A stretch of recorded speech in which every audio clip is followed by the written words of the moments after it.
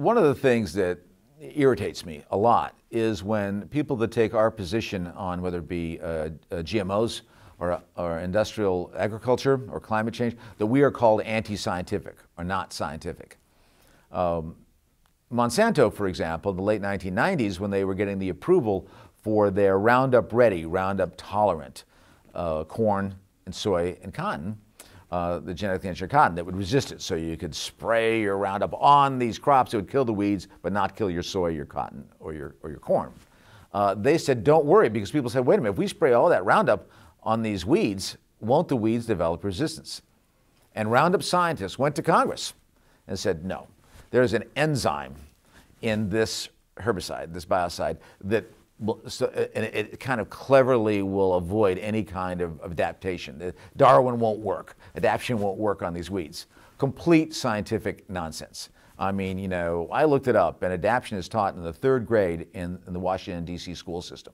So Monsanto scientists were going to Congress, and they were actually showing a scientific knowledge less than the average 3rd grader in Washington, D.C. So you talk about anti-science, complete nonsense, showing an unbelievable ignorance about the basis of their herbicide.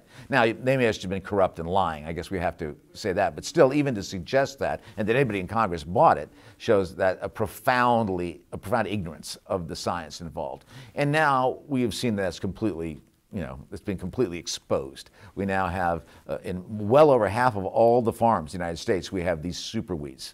Right? We have got, you know, pigweed in the South that grows up like it's about the consistency of a baseball bat, grows closely together. You cannot even knock that over with a combine. Only way you can get rid of that is through human labor of trying to chop it all down.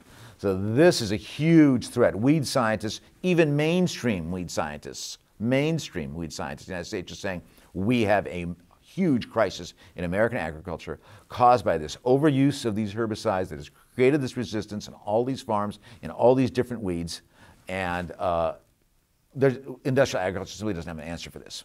The answer is going to be agroecology. It's going to be whole new ways of dealing, you know, with our so-called weed issues and our insect issues. And that we have the science for. It's called agroecology, and that's the future.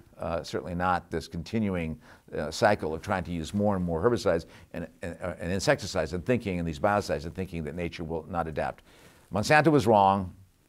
They will adapt. They have adapted. And that entire paradigm is really Neanderthal biology. It is Neanderthal biology.